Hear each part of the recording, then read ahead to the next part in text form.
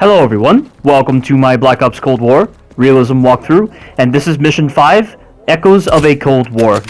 And you'll notice right now that the video is at 60 frames per second, and that's for a good reason. I have finally purchased my PS5, I got it back in December 8th, and I decided to upgrade Black Ops Cold War to the PS5 version, and my god, it is amazing. And the cool thing is, because of how efficient the PS5 is, there aren't any unnecessary trims done by PlayStation. So the trims you're going to see in this video are trims that I've done myself. I mean, the good news is that I didn't have to do so many trims because I replayed this mission so many times to get a very clean run. And it's a very fun mission. There's a lot of espionage, there's a lot of stealth, and the combat is quite a lot of fun, and there is an actual flow to it.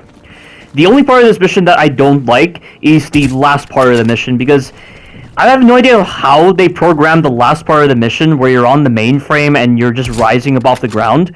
But the physics engine that they utilize for this game does not properly accommodate for you standing on top of moving structures. So the amount of times you're going to get pushed out of cover whenever you're on top of the mainframe and it's just swaying all over the place is very annoying, but I did find a way to get around this, and it did benefit me in the long run because it allowed me to survive the enemies.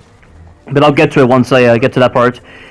Right now we're doing some stealth. You need to take out that guy when he's over there, and then you need to slide over here. Do not worry so much about the enemies. The enemies do not detect you very quickly on Realism, and right now you need to wait for this guy to move to the left. When you get up here, do not sprint, because the enemies can hear you while you're sprinting. Get rid of this guy, and then get rid of this guy on the left. And you are free to start sprinting, because for some reason, you just enter combat every single time you get over to the zip line, regardless of whether the enemies are alive or not. But the good news is that you'll fall, and you'll be back in the stealth profile. And somehow the enemies do not know you're here, even though you just engaged in combat. But we now have no weapon, and we are only equipped with a knife, but we are going to gain access to a new weapon, which is the recurve bow, and it's right over here. The recurve bow is an instant kill, and it's not modified by your stealth status, so it's still an instant kill regardless of whether you're in the stealth profile or not, which is really good. Although, for some reason right here, I shoot this guy with the recurve bow, but somehow this guy hears. That's very odd that it worked like that. Maybe the enemies can hear you firing your recurve bow, or that guy was probably very close to him, so that's why he turned around. But it doesn't matter, because I've killed him fast enough and the enemies are not aware of me. So just follow the pattern exactly like how I do it. This part right here, you need to wait for this guy to move in this direction, and you need to grab him as a human shield and then terminate him. And make sure he's right behind this structure.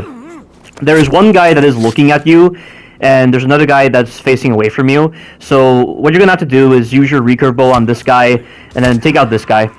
And that is the end of the stealth aspect of this mission, and we are going to enter combat soon. But before you descend down this elevator shaft, grab these smoke grenades. The smoke grenades are surprisingly good. They can definitely help in allowing you to survive the mainframe encounter.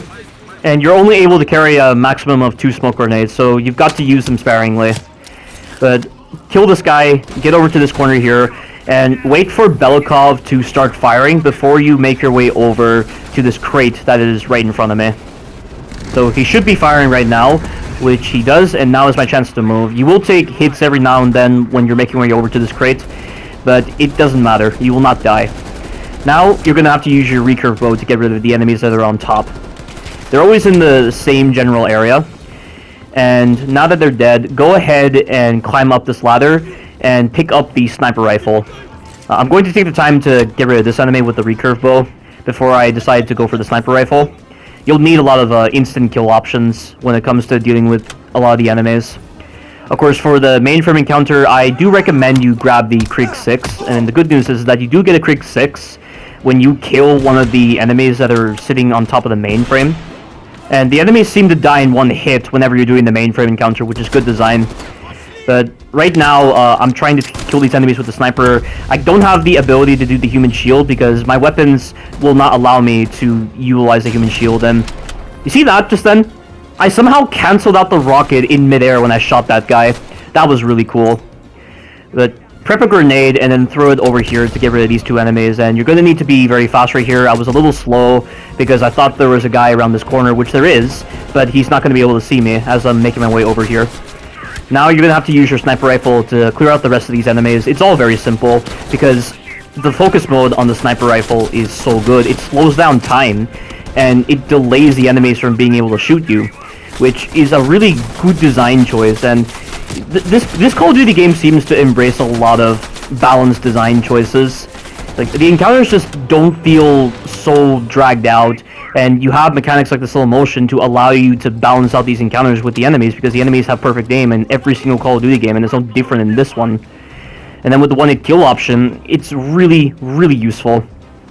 You know, the sniper rifle in Black Ops 3, particularly the Locust, is my most used weapon in the campaign, because it's so good at being able to deal instant kills at long ranges, and it helped out a lot when it came to beating realistic difficulty on that game. And it's no different in this game. The sniper rifles so far have been amazing.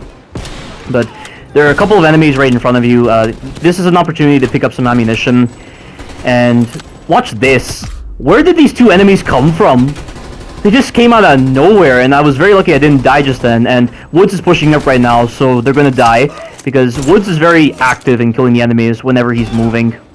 Now you're gonna have to get on the zip line, and there's two enemies right in front of you. You got to nail your shots perfectly if you want to kill these enemies. And that is it. And there's not gonna be any enemies until we get down this slide. There's an opportunity to pick up some frag grenades if you've used them. I haven't. It seems very odd that they would limit the equipment to only 2. I could have sworn in other Call of Duty games you were able to hold a lot more grenades. I believe 4 grenades was the maximum in the older Call of Duty games, but for some reason it's 2. Wonder why. I'm not too sure what it adds, because I don't feel like it impacts the flow of the gameplay that much. But maybe it will when I get to the later missions. I have no idea what the later missions are going to be like. But come to this spot right here, and take out these 2 enemies that are on top of the mainframe, and this will cue Woods to secure the cable. And take the time to get rid of any stragglers. Use the slow motion to your advantage if you want to get rid of these enemies. And you might as well just use your frag grenades here, because frag grenades are pretty useless in this game so far. And you'll definitely need to save your smoke grenades, however. The smoke grenades are going to be so handy for this mainframe encounter. I mean, admittedly, I only used 1 smoke grenade, but that was just as a backup, just in case the enemies decide to just perfectly shoot me for no reason. But just have them on you, just in case. But secure the cable, it's going to cue this cutscene, and there's going to be a bunch of enemies that spawn when you initiate this cutscene. And what you're going to have to do is you need to make sure that you are crouched and that you are actively moving into this corner so that you do not get screwed by the awkward physics of this mainframe. And you'll see it in a moment. Like, you'll see just how much I am trying to fight the game right now in order to ensure I stay in this cover. So I'm just looking down, and I'm just actively moving into this corner so that I do not move. And you'll occasionally want to kill some of the enemies, because if you don't shoot the enemies, they'll damage the mainframe and you'll fail. But the good news is that you don't have to kill so many enemies. I recommend killing those enemies, wait a little bit, and then aim for this explosive barrel. And keep moving into this corner. This is where the physics really start to screw up with that slam just then. And I think at this point, as a precaution, you should use a smoke grenade, but throw it into the other corner, because I did have one moment where my smoke grenade kind of clipped through the corner that I'm at right now, and the smoke didn't emit properly. So if you throw it into the other corner, I think it mitigates this issue. But once you're at this point, the mission is over. Stay tuned for the future missions. Thank you all for watching, and you take care now.